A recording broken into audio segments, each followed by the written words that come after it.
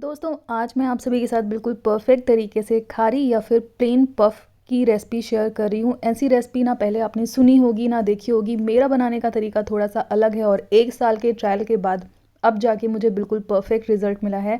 तो मैंने सोचा कि आप सभी के साथ बिल्कुल मार्केट जैसी ये पफ पेस्ट्री की रेसिपी शेयर करनी चाहिए। तो चलिए शुरू करते हैं बिल्कुल परफेक्ट मेजरमेंट के साथ। यहाँ पे मैंने 100 ग्राम के जितना ये सॉल्टेड बटर लिया है। आप अमूल का बटर ले सकते हो, उसमें बहुत अच्छा टेस्ट आएगा। तो एक पूरा क्यूब ये जो 100 ग्राम का है इसको हम बीच से आधा कट कर लेंगे, क्योंकि हमें अभी फ़िलहाल आटा गूंदने के लिए 50 ग्राम के जितना ये बटर चाहिए। बटर जमे हुए फॉर्म में लेना है, पिघला हुआ नहीं लेना है। अगर इन केस अगर पिघला हुआ है तो फ्रिज में रख दे जमने तक। इसमें हम डालेंगे आधा छोटा चम्मच के जितना नमक और इस तरीके से इसे थोड़ा सा ब्रेक करने की कोशिश करेंगे। आपको थोड़ा सा मैसी लगेगा ये काम, लेकिन ऐसे ही करना है जैसे मैं दिखा रही हूँ, तभी बिल्कुल परफेक्ट टेक्सचर आएगा, बिल्कुल मार्केट वाली पेस्ट्री की तरीके से। इसके साथ आप आलू पैटीज़ या फिर बहुत सारे स्वीट सेवरी बोथ आइटम्स बनते हैं। आज फ़िलहाल मैं प्लेन पफ्स यानी कि जिनको हम हिंदी में खारी बोलते हैं, जो चाय के साथ एज अ मतलब टोस्ट की तरीके से डुबो डुबो के खाए जाते हैं, उसकी रेसिपी सिखा रही हूँ। आने वाले वीडियोज़ में मैं इसी के साथ आलू पैटीज़ और एक स्वीट डिज़र्ट बना के दिखाऊँगी, जो कि बहुत ही अमेजिंग बनता है। लेकिन आज हम प्लेन ये पफ पेस्ट्री की रेसिपी सीख रहे हैं। अगर आपने ये सीख लिया तो इतना मान लीजिए आप फिर कुछ भी बना सकते हो इसके साथ। मेन ट्रिकी पार्ट यही है। इसमें हम डालेंगे 2 कप के जितना मैदा, 240 ग्राम के जितना। मैंने कप और ग्राम दोनों के ही मेजरमेंट में आपको बताया है। जितनी क्वांटिटी मैं यूज़ कर रही हूँ उससे ना आपको कम लेना है ना ज़्यादा लेना है, एग्जैक्टली सेम क्वांटिटी लेनी है। अगर आप थोड़ा ज़्यादा बनाना चाहते हैं तो जितनी भी चीज़ें मैंने ली हैं सबकी क्वांटिटी आप जस्ट डबल कर दो। अब इसमें आपको डालना है 100 ml के जितना ये पानी। मैं आपको नाप के भी दिखा रही हूँ। ये देखिए कप में आपको 100 ml तक ही लेना है, उससे ज़्यादा नहीं डालेंगे। इस चीज़ में सारी चीज़ें बिल्कुल प्रिसाइज वे में चाहिए दोस्तों। जितना मैं दिखा रही हूँ उतना ही डालना है आपको। ये मैंने 100 ml के जितना इसमें पानी डाल दिया 2 कप मैदे में। एक बार अच्छे से मिला लें, फिर उसके बाद हम हाथ से इसे गूँदेंगे। अगर आपको लगे कि ये मिक्सचर आपका थोड़ा सा ज़्यादा ही ड्राई है, आपसे आटा नहीं गूंद रहा है, हालांकि इसका आटा थोड़ा सा टाइट ही मैं लगाती हूँ, सेमी सॉफ्ट नहीं होता है, तो अगर आपको पानी की कमी लगे पहले तो कोशिश करें कि अगर आटा गूंद जाए किसी तरीके से तो गूंद लें। अगर फिर भी नहीं गूंद रहा है तो आप जिस चम्मच से खाना खाते हैं, जो स्टील के चम्मच होते हैं, उससे 2 या 3 चम्मच से ज़्यादा पानी नहीं डालना है। उसी में आप मैनेज कीजिए इसे गूंदने का। जब इसे हम गूंद के थोड़ी देर के लिए रख देंगे ना, ये अपने आप ही ढीला हो जाएगा। शुरुआत में आपको भले ही टाइट लगे। अब ये देखिए मैंने 10 मिनट तक इसे अच्छे से गूंदने की कोशिश की थी। अब सारा ये बटर के साथ ही इनकॉर्पोरेट हो गया है। अलग से मैंने एक बूंद पानी नहीं डाला, वही 100 ml के जितना डाला था। बट आप लोग के लिए मैंने बोल दिया कि अगर आपको बहुत ज़्यादा ड्राई लगे तो आप 2 से 3 चम्मच से ज़्यादा नहीं डालें, उतना पानी आप ऐड कर सकते हैं। नहीं तो होता क्या है ना कि रेसिपी आप फॉलो ठीक से करोगे नहीं तो आपकी वो चीज़ उस तरीके से भी नहीं बनेगी। तो आपको सारे स्टेप एकदम सही से फॉलो करने हैं, तभी बिल्कुल परफेक्ट टेक्सचर आएगा। अब इसमें मैंने क्लिंग रैप लगा के इसे कवर करके 10 मिनट के लिए छोड़ दिया है, ताकि आटा थोड़ा सा स्मूथ हो जाए। अगर आपके पास क्लिंग रैप नहीं है तो कोई बात नहीं, बाज़ार से जो पन्नी आप लाते जिसमें सब्जियां लाते हैं, एक साफ़ पन्नी ले लें, उसके अंदर आटा डालें और फिर कवर करके रखें। इसका भी एक रीज़न है, आटा कहीं से भी हल्का सा भी ड्राई नहीं होना चाहिए कि ऊपर एक जो लेयर होती है ना ड्राई सी बन जाती है, वो बिल्कुल नहीं बनना चाहिए। इसी वजह से पहले मैंने पन्नी से कवर किया, फिर उसके बाद ढाँक के रखा। वापस से आपको 2 से 3 मिनट के लिए गूंदना है ताकि आटा थोड़ा सा स्मूथ हो जाए। पहले से ज़्यादा स्मूथ हो चुका है और जिस बोल में हमने आटा लिया था बोल पूरी तरीके से साफ़ है, तो इट मीन्स हमारा आटा अच्छे से गुंज चुका है। अब आपको करना क्या है, ये जितना भी आटा है इसका एक लोफ बनाएंगे और इसे 2 बराबर हिस्से में आपको बांट लेना है। तो सरफेस को मैंने साफ़ कर लिया है, क्योंकि पफ पेस्ट्री बनाने के लिए दोस्तों थोड़ा सा बड़ा सरफेस चाहिए। आप चकले बेलन पे बनाओगे तो थोड़ी सी दिक्कत होगी, तो एकदम साफ़ प्लेटफॉर्म लीजिए ताकि अच्छे से आप काम कर सकें। तो मैंने अपने किचन का प्लेटफॉर्म अच्छे से साफ़ कर लिया है। अब इसे बिल्कुल अच्छे से 2 पोर्शन बराबर पोर्शंस में आप बांट लें। ये देखिए मैंने 2 बराबर हिस्सों में बांट लिया है और इसकी 2 पेड़े बना के इसे भी कवर करके रखना है। ये नहीं कि आप एक पे काम कर रहे हो तो दूसरा खुला छूटा है, इसे भी कवर करके रखना है। छोटे छोटे टिप्स हैं जो आपकी पफ पेस्ट्री को बिल्कुल परफेक्ट बनाएंगे। ये देखिए मेरे दोनों ही पेड़े एक समान आकार के हैं। इसे कवर कर देंगे प्लेट पे। जैसा कि मैंने पहले भी बोला, क्लिंग रैप नहीं है तो घबराने की बात नहीं है। आप बाज़ार में जो सब्ज़ी मिलती है ना, बाज़ार वाली, जिस पन्नी में लाते हो वही पन्नी, एक साफ़ पन्नी आपको यूज़ करनी है बस।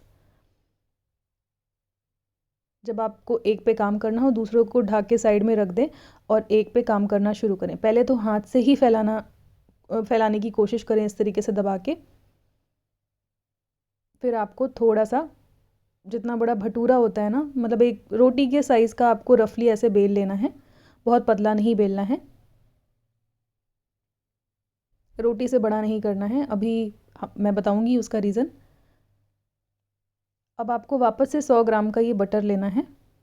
मैं फिर से बोल रही हूँ, अमूल का बटर बेस्ट रहेगा इस रेसिपी के लिए। अभी फ़िलहाल मेरे पास ये किसी दूसरे ब्रांड का था, इसमें उतना अच्छा टेस्ट नहीं था। मैंने अमूल के बटर के साथ भी बनाया है, उसके साथ बेस्ट टेस्ट आता है। एक पीस को, मतलब 100 ग्राम के बटर को आपको डिवाइड करना है 2 हिस्से में। वापस से 50 ग्राम बीच में, पूरी के बीच में रखना है। उसे चारों ओर से सील कर देना है जैसे मैं दिखा रही हूँ। और फिर हाथ से दबाएं, क्योंकि बीच में बटर है, बटर जमे फॉर्म में चाहिए आपको यहाँ पर भी। पहले हाथ से दबाएं, फिर उसके बाद बेलन से हल्के हल्के हाथ से दबाएं और इसे चौकोर शेप में फैलाने की कोशिश करें। बहुत ज़्यादा प्रेशर नहीं लगाना है, नहीं तो ऊपर से या नीचे से या बीच से कहीं से तो बटर आपका फट जाएगा। अभी इस पॉइंट पे बटर निकलना ठीक नहीं है। हम इसे कई बार फोल्ड करेंगे, कई बार बेलेंगे, बाद में निकलता है तो ठीक है, बट अभी इस पॉइंट पे आगे पीछे कहीं से भी फटना नहीं चाहिए। बीच से फट जाता है तो इट्स ओके, क्योंकि उसे हम फाइनली फोल्ड ही कर देंगे। इसे साइड से इस तरीके से बार बार चौकोर शेप में मैनेज कीजिए कि चौकोर शेप इसका बना रहे।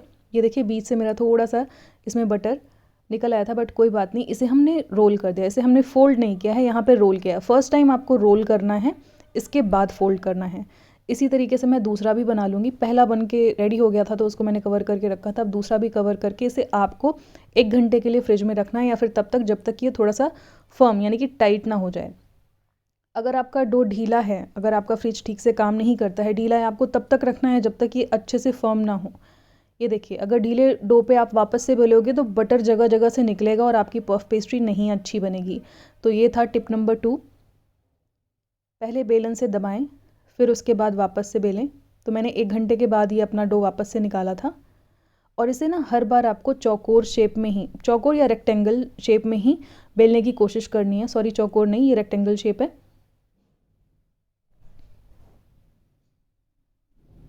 और इसे बहुत पतला नहीं बेलना है दोस्तों। एक जैसे मोटा भटूरा होता है ना, उसकी जो पूड़ी होती है उससे भी डबल रखना है आपको, उससे भी डबल मोटाई रखनी है। अब पहले नीचे से फोल्ड करें, फिर ऊपर से फोल्ड करें, फिर वापस से सेंटर में फोल्ड कर दें। और इसे बार बार आपको क्लिंग रैप में या फिर पॉलीथिन में रैप करके रखना है प्लेट पे, ताकि ये कहीं से भी ड्राई ना हो। शुरुआत में हमारा ये आटा जितना टाइट था, बटर डालने के बाद जितनी बार आप फोल्ड करोगे उतनी बार ये ढीला होता जाएगा। इसी वजह से बार बार फ्रिज में रखना है। तो इसे फोल्ड करने के बाद वापस से मैंने फ्रिज में इसे 1 घंटे के लिए रख दिया। ये वापस से थोड़ा टाइट हो गया है। इसे खोलेंगे और वापस से हम इसे बेलेंगे। आप पन्नी से खोलते वक्त इसका टेक्सचर देख लो, ये इतना फर्म है कि मेरे हाथ में रुक रहा है। बिल्कुल भी लूज़ नहीं होना चाहिए, ऐसे ही टाइट सा होना चाहिए, तभी ये अच्छे से बेलेगा। आपको नीचे सूखा मैदा वगैरह लगाने की ज़रूरत नहीं है, क्योंकि ऑलरेडी जो आटा था उसमें हमने बटर का मोयन लगाया था। इसे बेल लेंगे, ये चिपकेगा भी नहीं बेलन पे। बस आराम से हल्के हाथ से बेलना है कि बटर कहीं से फटे नहीं। हालांकि लास्ट तक कहीं ना कहीं से तो निकलेगा ही, इसमें 50 ग्राम के जितना बटर है अंदर, बट कोशिश करें कि जानबूझ के ना हो। आपको हल्के हाथ से प्रेशर लगाना है। ये देखिए, अब वापस से अंदर के साइड फोल्ड करेंगे। ये देखिए साइड से बटर आपको दिख रहा होगा, इतना दिखेगा तो चलेगा, कोई बात नहीं, ये पोर्शन अभी अंदर जाएगा। एक बार वापस से फोल्ड करेंगे ऐसे, तो वो अंदर चला गया। अब कोई टेंशन नहीं है, बाहर से कहीं भी फटा हुआ बटर आपको नहीं दिख रहा है। इसे वापस से हम पन्नी के अंदर फोल्ड करेंगे। आप जितनी बार इसे बेलोगे ना, उतनी बार आपको महसूस होगा कि बेलने के बाद आपका जो आटा है वो लूज़ हो गया है, और जब इसको फ्रिज में रखोगे, बाहर निकालोगे तो टाइट सा मिलेगा। तो बिल्कुल ऐसा ही होना चाहिए। इन केस फ्रिज से निकालने के बाद भी आपको लूज़ लगे तो बिल्कुल भी ना बेलें, तब तक रख दें फ्रिज में जब तक कि ये टाइट ना हो जाए। इसी तरीके से मैंने दूसरा भी बेल लिया। ये देखिए रेक्टेंगल शेप में ही मैंने बेला है, और मोटाई इतनी होनी चाहिए, इससे पतला नहीं बेलना है बिल्कुल भी।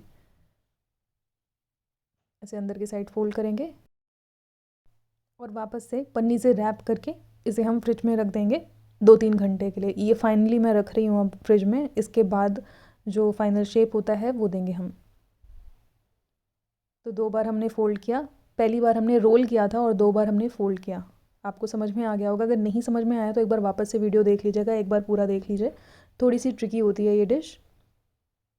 इसे अब हम फ्रिज में रखेंगे 2 से 3 घंटे के लिए। 3 घंटे के बाद मैंने निकाल लिया है और इसे हम फाइनली बेलने जा रहे हैं और इसमें से हम जो हमारा प्लेन पफ होगा यानी कि खारी बनाएंगे। अब इससे हम इसे खोल लेंगे। ये देखिए अच्छे से सेट हो गया है और काफ़ी मोटा लग रहा है इस टाइम पे। तो रखने के बाद हर बार आपको यही टेक्निक करनी है, पहले बेलन से दबा दें ताकि अंदर का बटर फैल जाए। ऐसे जब बेलते हैं ना तो बटर मेल्ट होता है, इसीलिए पहली बार में आपको थोड़ी थोड़ी दूरी पे बेलन से प्रेस करना है ताकि बटर अच्छे से इवनली स्प्रेड हो जाए। फिर उसके बाद बेलें। बेलन की गर्मी से वो मेल्ट होता है, तो आपको हल्के हाथ से ही करना है। ये देखिए मैंने बेल लिया। वापस से बोल रही हूँ, बहुत पतला नहीं बेलना है, इसमें मोटाई रखनी है, तभी हमारी शीट्स अच्छी बनेगी। ये देखिए इतनी मोटाई तो कम से कम रखनी ही है। इसी तरीके से मैंने दूसरा भी बेल लिया। अब इसके जो किनारे हैं उसे हम बहुत ही बारीकी से कट कर लेंगे, बिल्कुल इस तरीके से। इसमें मैं कुछ भी वेस्ट नहीं करती दोस्तों, जितना भी जो भी निकलता है, क्योंकि इतनी मेहनत से ये बनता है ना। मैं सब कुछ बेक करती हूँ, अभी आपको दिखाऊंगी, इसकी भी बहुत ही सुंदर सी चीज़ बनेगी। किनारों को कट कर लें और उसे साइड में रख दें। और इन शीट्स को आप मन चाहे शेप में काट के वापस से क्लिंग रैप से रैप करके डीप फ्रीज़र में साल तक रख सकते हैं, ख़राब नहीं होता। जब भी आपको इसका कुछ बनाना हो, जैसे आलू पैटीज़ बनानी हो या प्लेन पफ यानी कि खारी बनानी हो, कुछ भी बनाना हो, आप उस टाइम पे निकालें, डीफ्रॉस्ट करें और उस टाइम पे ही बेक करें। ये देखिए किनारे मैंने बड़े सावधानी से हटा दिए। अब आज मैं आपको खारी बनाना सिखा रही हूँ, तो इस वजह से मैं इसको इस शेप में कट कर रही हूँ। अगर आलू पैटीज़ बनानी होती इस पूरी शीट को मैं सिर्फ 2 हिस्सों में डिवाइड करती। आप अंदर से लेयर देख सकते हो। अभी ये जो डो है थोड़ा सा सॉफ्ट हो गया है, इसे हम फ्रिज में रखेंगे वापस से 20 मिनट के लिए। उसके बाद मैं आपको लेयर्स दिखाऊंगी और ज़्यादा क्लियरली दिखेंगी। तो ये सारा का सारा खारी वाला जो हमने कट किया है रख देंगे फ्रिज में। और साथ में ये जो साइड वाला हिस्सा है इसे भी हम रोल कर लेंगे, इसकी भी बहुत ही सुंदर सी चीज़ बनेगी। आप ऊपर से थोड़े से अजवाइन लगा सकते हैं, अजवाइन फ्लेवर की खारी बन जाएगी ये आपकी स्पाइरल रोल वाली। तो ये जो साइड हमारे वेस्ट हो रहे थे उसे भी हम बेक करेंगे। इन सारी चीज़ों को इस तरीके से बना के हम फ्रिज में रख देंगे 20 मिनट के लिए। बिल्कुल इस तरीके से स्पाइरल शेप में इसको आपको अंदर के साइड रोल कर लेना है। तो इस तरीके से कुछ भी वेस्ट नहीं होगा, सब कुछ बेक होगा। और बेक होने के बाद ये भी बड़े सुंदर लगते हैं दोस्तों।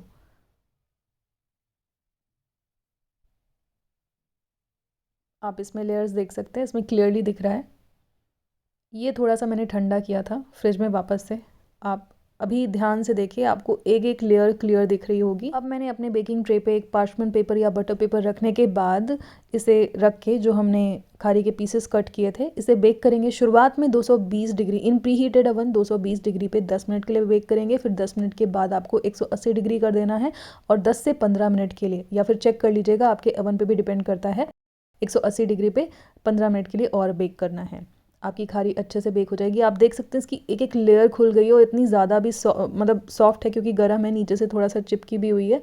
इसकी एक एक लेयर्स अलग होती हैं। दोस्तों पफ पेस्ट्री के साथ एक तो ये दिक्कत है कि मार्केट में ईजिली अवेलेबल नहीं है, मिलती भी है तो इतनी महंगी मिलती है, 300 400 500 इस तरीके से मिलती है, 350 ग्राम के जितनी। लेकिन अगर आप घर पे बनाएंगे बहुत ही किफ़ायती दाम में बिल्कुल परफेक्ट रिजल्ट के साथ ये बन के तैयार होगी।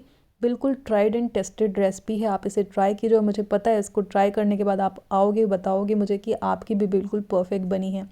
ये देखिए एकदम कितनी ज़्यादा क्रिस्पी है, एक एक लेयर्स इसकी खुल रही हैं। और ये जो बचा वाला था, मतलब साइड साइड वाला जो मैंने घुमाया था, ये वो बेक किया है मैंने। ऊपर से अजवाइन लगा देते ना तो बहुत अच्छा टेस्ट आता, बट मैंने इस बार नहीं लगाया था। बहुत ही ज़्यादा सुंदर लग रही है ये भी। इसको भी आप एज अ खारी चाय में डिप करके खा सकते हो, बहुत ही टेस्टी होती है।